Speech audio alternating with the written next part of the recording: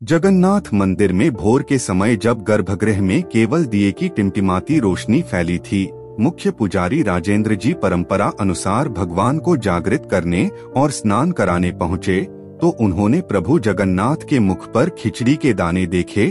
ठोड़ी के कोने पर चावल, गालों पर पीले दाग, मानो किसी बालक ने भोजन करते हुए जल्दबाजी में हाथ मुंह पूछे से हो। यह देख उनका मन विचलित हो गया, क्योंकि मंदिर में खिचड़ी का भोग तो केवल संध्या समय लगता है और उस पवित्र गर्भगृह में उनके अतिरिक्त किसी का प्रवेश वर्जित था। तब यह अपवित्रता नहीं बल्कि चमत्कार प्रतीत हुई, एक ऐसा चमत्कार जहां भक्ति ने सारे लौकिक नियमों को भंग कर दिया और स्वयं भगवान ने अपने नियम तोड़ दिए। यह कथा किसी साधारण भक्त की नहीं बल्कि उस माँ की है जिसकी निश्चल प्रेम भावना ने प्रभु को भी विवश कर दिया कि वे अपने सिंहासन से उतरकर उस प्रेम की पुकार को स्वीकार करें। इसी रहस्य से व्यथित राजेंद्र जी तत्काल राजा गजपति के दरबार में पहुँचे और बोले, महाराज, आज प्रभु श्रीमुख पर मैंने खिचड़ी के दाने देखे, जिससे समस्त दरबार स्तब्ध रह गया और प्रश्न उठा, आखिर प्रभु के श्रीमुख तक वह खिचड़ी कैसे पहुँची? कौन था वह जो प्रभु के निज स्वरूप तक जा पहुँचा? यह चमत्कारी घटना अब पूरे राज्य की आस्था और जिज्ञासा का विषय बन चुकी थी। राजा गजपति गंभीर हो गए। उन्होंने पुजारी की आंखों में देखा, वहाँ भय नहीं था, वहाँ था विस्मय और भक्ति से उपजा कंपन। राजा ने तुरंत आदेश दिया, मंदिर के द्वार बंद कर दिए जाएं। आज न कोई दर्शन करेगा, न कोई भोग लगेगा। पहले इस रहस्य को सुलझाना होगा। अगले ही पल दरबार के सबसे अनुभवी तांत्रिक, ज्योतिषी, वेदपाठी और इतिहासकारों को बुलाया गया। विचार विमर्श के बीच एक वृद्ध ऋषि ने धीमे स्वर में कहा, महाराज, कभी कभी भगवान अपने भक्तों के प्रेम में इस जगत के नियमों को भुला देते हैं। क्या किसी ने हाल में अत्यंत निष्कलंक और निस्वार्थ प्रेम से भगवान को पुकारा है? यह प्रश्न वातावरण में गूंज गया। परंतु उसी रात राजेंद्र पुजारी को स्वप्न में एक वृद्धा के दर्शन हुए, माथे पर झुर्रियां, पर आंखों में वात्सल्य की दिव्यता। उन्होंने कहा, मैंने ही अपने हाथ से खिचड़ी बनाई थी और अपने लाल को खिलाई थी। वह मेरे लिए सिर्फ भगवान नहीं, मेरा बच्चा है। राजेंद्र चौंक कर उठे, उनका रोम रोम खड़ा था। उन्होंने अगली सुबह राजा को सब बताया। महाराज, कुछ महीनों से एक वृद्धा मंदिर के पीछे तुलसी चौरे के पास बैठती है। वह कभी मंदिर में नहीं आती, न कोई भोग चढ़ाती है, न आरती में भाग लेती है, पर रोज सुबह प्रभु से बात करती है जैसे कोई माँ अपने बालक से बात करती है। कल संध्या मैंने उसे कुछ कहते सुना, लाल, आज खिचड़ी बनाई है, तेरा मनपसंद। जब भूख लगे आकर खा लेना। यह सुनकर राजा और दरबारियों के चेहरों पर अविश्वास और आश्चर्य की लहर दौड़ गई। क्या ऐसा संभव है? किसी मंत्री ने धीरे से पूछा। राजा ने आदेश दिया, उसे तुरंत सम्मान सहित बुलाया जाए। कुछ ही समय में वह वृद्धा लाठी टेकती हुई दरबार में पहुंची। उसका चेहरा झुर्रियों से भरा था, पर आंखों में गहरी चमक थी। राजा ने पूछा, माई, क्या तुमने भगवान से बात की थी? खिचड़ी का भोग चढ़ाया था। वृद्धा मुस्कुराई, महाराज, मैं तो बस उससे ऐसे ही बोलती हूँ जैसे अपने बेटे से बोलती थी। मेरी तो बचपन से यही आदत रही है। कल जो खिचड़ी बनाई वो मैंने उसके लिए रख दी थी। मैंने कहा था, जब भूख लगे आकर खा लेना, पर ये क्या बात हुई? क्या सच में उसने खा ली? राजा की आंखों में आंसू आ गए। सारा दरबार स्तब्ध था। किसी ने पूछा, तुम्हें कभी लगा नहीं कि भगवान नहीं खा रहे? वृद्धा ने मासूमियत से उत्तर दिया, वो नहीं खाएंगे तो कौन खाएगा बेटा? वो मेरे बेटे जैसे हैं। भूख तो उन्हें भी लगती होगी ना? यह सुनकर उस क्षण पूरा दरबार झुक गया। एक माँ के निष्कलंक प्रेम ने उस प्रभु को भी विवश कर दिया जो नियमों का रचिता है, पर प्रेम में बंध जाता है। राजा ने वृद्धा के चरण छुए और घोषणा की, आज से यह माँ जगन्नाथ की खास अन्नदाता कहलाएगी और हर श्रावण मास की पहली खिचड़ी सबसे पहले इसी के हाथों बनेगी। मंदिर के सिंहद्वार पर शिलालेख अंकित हुआ, जहाँ प्रेम है वहाँ नियम मौन हो जाते हैं। और गर्भगृह में वह खिचड़ी का दाग आज भी नहीं मिटाया गया। पुजारी उसे रोज निहारते हैं और श्रद्धा से सिर झुकाकर कहते हैं, भक्त और भगवान के बीच कोई द्वार नहीं होता, केवल प्रेम होता है। राजा गजपति की घोषणा के बाद पूरे राज्य में जैसे एक नई लहर दौड़ गई, भक्ति की, प्रेम की और भगवान के साथ गूढ़ आत्मिक रिश्ते की। वृद्धा, जिसे लोग कभी एक साधारण अकेली औरत समझते थे, अब जगन्नाथ की मां के नाम से पूजी जाने लगी। लेकिन उसकी विनम्रता वही रही। वह रोज मंदिर के पिछवाड़े तुलसी के चौरे पर बैठती और भगवान से वैसे ही बातें करती जैसे पहले करती थी। कुछ दिनों बाद मंदिर में एक और चमत्कार हुआ। गर्भगृह में प्रतिदिन जो भी भोग अर्पित किया जाता था, उसमें से थोड़ा भाग जैसे अदृश्य हो जाता था, बिना किसी के स्पर्श के। पुजारी परेशान हुए, पर राजा ने कहा, यदि भगवान स्वयं स्वीकार कर रहे हैं तो रोकना अधर्म होगा। अब यह बात पूरे पुराणों की तरह सुनाई जाने लगी कि भगवान जगन्नाथ ने एक माँ के स्नेह को स्वीकार कर लिया और वही माँ उनके लिए सर्वोच्च पूज्य हो गई। पर कहानी यहीं नहीं रुकी। एक दिन वृद्धा बहुत बीमार हो गई। उसे बुखार ने जकड़ लिया। मंदिर के पुजारियों और नगर के वैद्यों ने कोशिश की, पर वृद्धा ने कहा, अब मेरा समय आ गया है। अब मुझे उसके पास जाना है जहाँ से वह हर दिन आता है खिचड़ी खाने। राजा को जैसे ही पता चला, वे स्वयं वृद्धा के घर पहुँचे। वृद्धा ने कांपते हाथों से राजा की ओर एक मिट्टी की हांडी दी और कहा, आज आखिरी बार मैंने खिचड़ी बनाई है।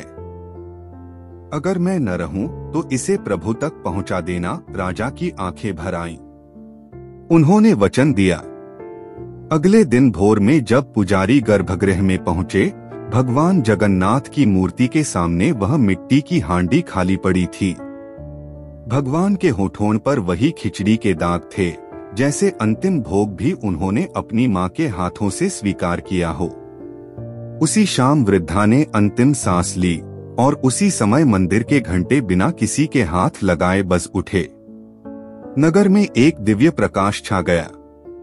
मंदिर के ऊपर 7 रंगों की आभा दिखाई दी। कोई कहता है भगवान स्वयं अपनी मां को लेने आए थे। राजा ने आदेश दिया कि मंदिर के एक कोने में उस मां की एक प्रतिमा बनाई जाए, मिट्टी से बनी, साधारण पर मुस्कुराती हुई, जैसे हर भक्त को सिखा रही हो। भक्ति में विधि नहीं, प्रेम चलता है। जब मां पुकारती है तो भगवान भी बालक बनकर दौड़े चले आते हैं। और तब से हर साल श्रावण के पहले सोमवार को मातृ भोग की परंपरा शुरू हुई, जिसमें राज्य की माताएं घर से बनी खिचड़ी लेकर मंदिर आती हैं, श्रद्धा से, प्रेम से और विश्वास से कि एक दिन जगन्नाथ जरूर खाएंगे।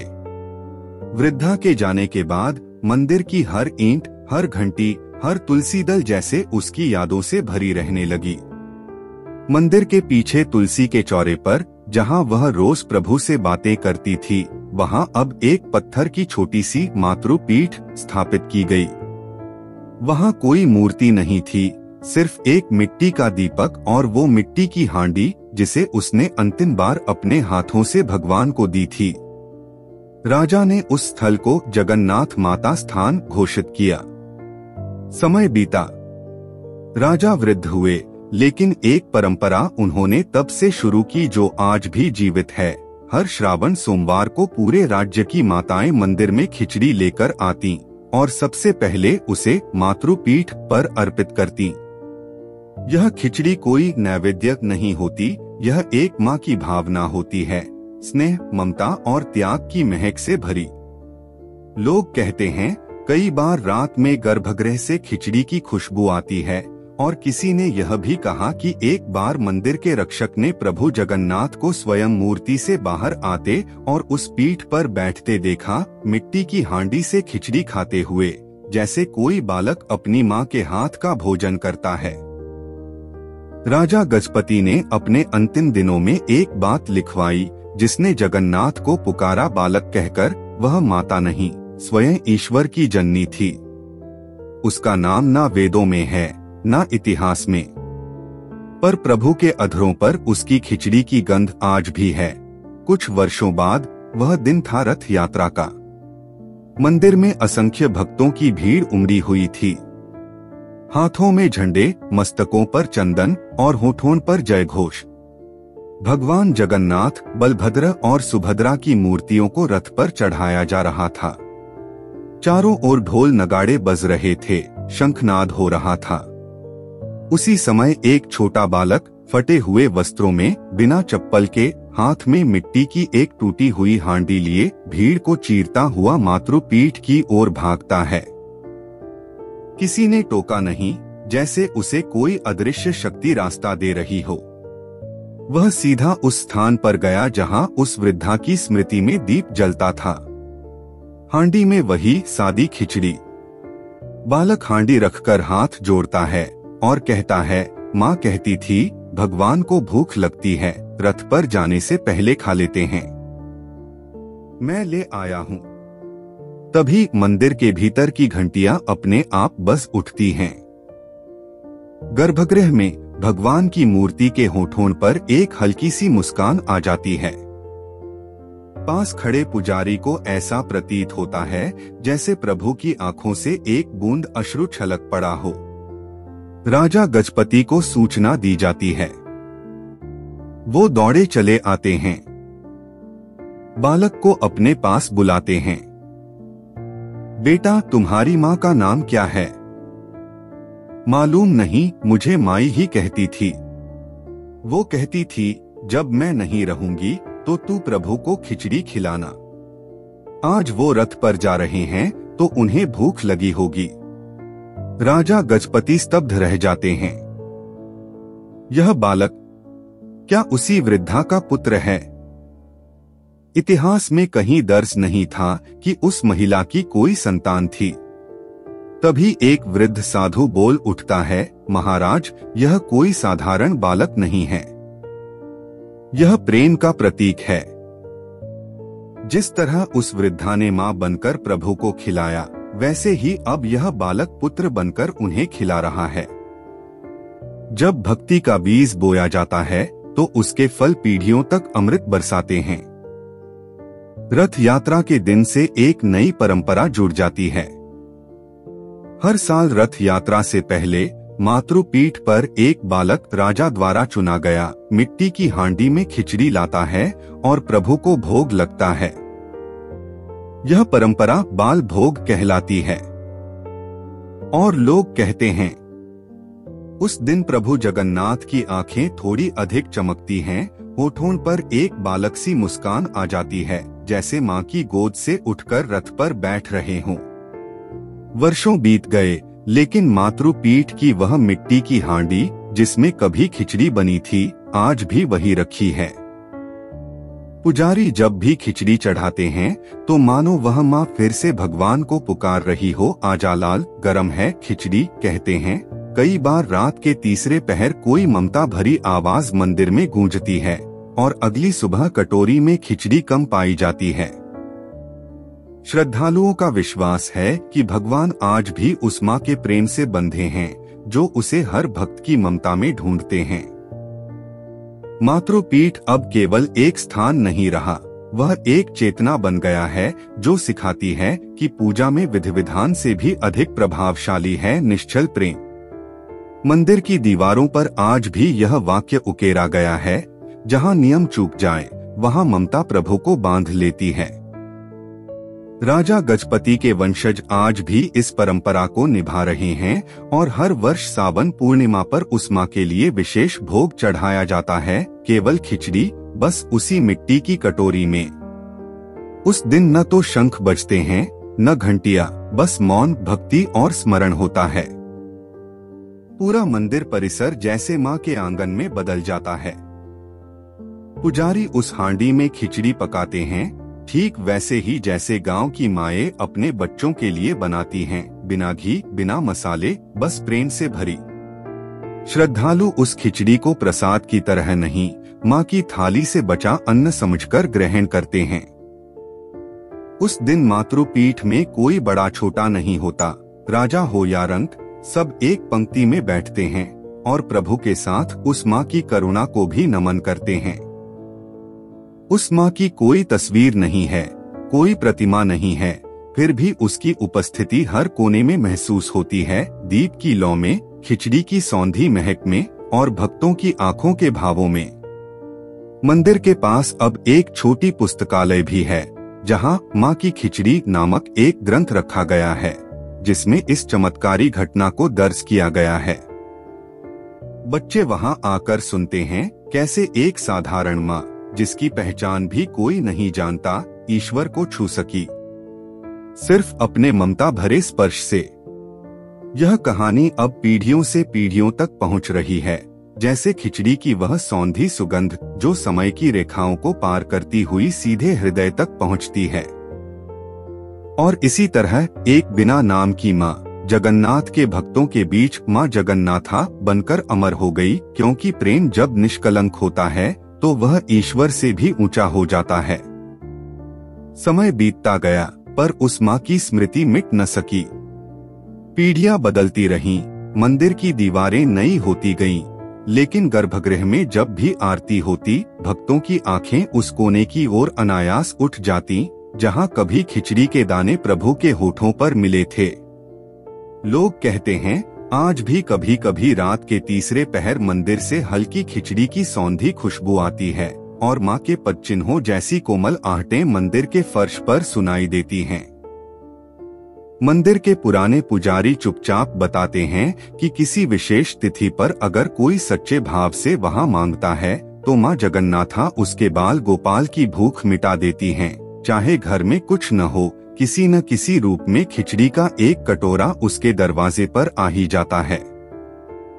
आज भी उस स्थान पर एक छोटी सी मिट्टी की दीवार के पास दीप जलता रहता है, बिना रुके, बिना बुझाए। वहाँ कोई घंटा नहीं है, कोई द्वारपाल नहीं है, बस एक लकड़ी का पट्टा टंगा है जिस पर लिखा है, यहाँ भक्त नहीं, माँ आती है अपने प्रभु को खाना खिलाने, और भक्त श्रद्धा से सिर झुकाकर वही माँ बन जाते हैं, ममता से भरे, निष्कलंक प्रेम से ईश्वर को छू लेने वाले। और तभी यह परंपरा सिर्फ एक कथा नहीं, एक जीवित आस्था बन गई। मंदिर आने वाली हर स्त्री अब केवल दर्शक नहीं, एक माँ बन जाती है। वह जब खिचड़ी की कटोरी लेकर मंदिर के पिछवाड़े बने उस छोटे से चबूतरे पर रखती है तो उसमें सिर्फ अन्न नहीं होता, उसमें उसकी ममता, पीड़ा, आशा और निस्वार्थ प्रेम होता है। कभी किसी बेटे की परीक्षा में सफलता की कामना होती है तो कभी किसी भूखे बच्चे के पेट भरने की प्रार्थना। और कहते हैं उस जगह पर रखी हर कटोरी स्वीकार होती है, बिना मंत्रोच्चार, बिना शास्त्र ज्ञान, बिना किसी पहचान के। केवल प्रेम ही वहाँ की पात्रता है। राजा गजपति की परंपरा अब पूरे राज्य की परंपरा बन चुकी है। गांव की दादी नानी हर सावन, हर पूर्णिमा पर बच्चों को माँ जगन्नाथा की यही कहानी सुनाती हैं। और जब वे कहानी के उस पल पर पहुंचती हैं, जहां भगवान जगन्नाथ ने अपने श्रीमुख पर खिचड़ी के दाने छोड़े थे, तो बच्चों की आंखें चमक उठती हैं, क्या सच में भगवान ने खाया था? और जवाब आता है हाँ, क्योंकि वो माँ थी जिसने भूखे भगवान को प्रेम से खिला दिया। उस दिन से मंदिर में कोई खाली हाथ नहीं आता और कोई खाली नहीं लौटता। आज भी उस चबूतरे पर मिट्टी की कटोरी रखकर जब कोई माँ आंखें बंद करके कहती है, हे मेरे लाल, तू तो जग का नाथ है, पर आज मेरी खिचड़ी भी खा ले, तो मंदिर की हवाओं में एक हल्की सी मुस्कान तैर जाती है, मानो कोई माँ फिर प्रभु को खिला रही हो। और उसी क्षण मंदिर के भीतर जला दिया जाने वाला दीपक कुछ और तेज जल उठता है, जैसे प्रभु ने उस ममता को स्वीकार कर लिया हो। पुजारी यह जानते हैं कि यह कोई सामान्य भोग नहीं, बल्कि एक माँ की आत्मा से निकली प्रार्थना है, जिसे भगवान कभी अस्वीकार नहीं करते। वह कटोरी मिट्टी से बनी, सादी, छोटी सी, अब किसी राजसी पात्र से कहीं अधिक पवित्र मानी जाती है। जो भी उस चबूतरे पर वह कटोरी रखता है, उसे ऐसा अनुभव होता है मानो वह स्वयं भगवान को अपने हाथों से खिला रहा हो। न कोई जात पात, न कोई अमीरी गरीबी, केवल माँ और उसका लाल। मंदिर में जब संध्या आरती होती है तो उस चबूतरे के पास एक अलग ही दिव्यता छा जाती है। फूलों से सजी वो जगह है जहाँ न कोई मूर्ति है, न कोई घंटा, बस एक खिचड़ी की कटोरी और एक अंथीम प्रेम की कहानी। और कहते हैं जो भी श्रद्धा से वहाँ सिर झुकाता है उसे माँ जगन्नाथा की तरह ही प्रभु के हृदय तक पहुँचने की राह मिल जाती है, क्योंकि वहाँ भक्ति नहीं ममता का वास है। वहीं से शुरू होती है वो पूजा जो ग्रंथों में नहीं लिखी पर जो साक्षात भगवान ने स्वीकार की थी। और इसी तरह वर्षों बीत गए। माँ जगन्नाथा की खिचड़ी अब परंपरा बन गई थी, लेकिन वह परंपरा नहीं जो रीति बनकर खाली हाथ जोड़े खड़ी हो, बल्कि वह परंपरा जो हर साल एक माँ के हाथों की गर्माहट के साथ जीवंत हो उठती। हर सावन पूर्णिमा को जब पुजारी मिट्टी की वही कटोरी में खिचड़ी चढ़ाते हैं तो मंदिर की हवा में हल्की सी सौंधी गंध फैल जाती है, जैसे किसी झोपड़ी में चूल्हा जल रहा हो। और फिर मंदिर का गर्भगृह उस झोपड़ी का एक कोना बन जाता है जहां एक माँ कहती है, खा ले न मेरे लाल, बहुत मेहनत से बनाई है तेरे लिए। भक्तों की आंखों से अनायास ही आंसू बह पड़ते हैं। वे जानते हैं भगवान से बड़ा कोई नहीं, पर माँ की ममता उस सबसे ऊपर है। और यहीं आकर यह कथा पूर्ण होती है, क्योंकि यह कथा भक्ति की नहीं ममता की है। यह कथा मंदिर की नहीं उस झोपड़ी की है। यह कथा भगवान की नहीं माँ की है, जो भगवान को भी खिला सकती है। मित्रों, अगर आपको आज की कहानी अच्छी लगी है तो वीडियो को लाइक और चैनल सब्सक्राइब अवश्य करें। श्री जगन्नाथाय नमः।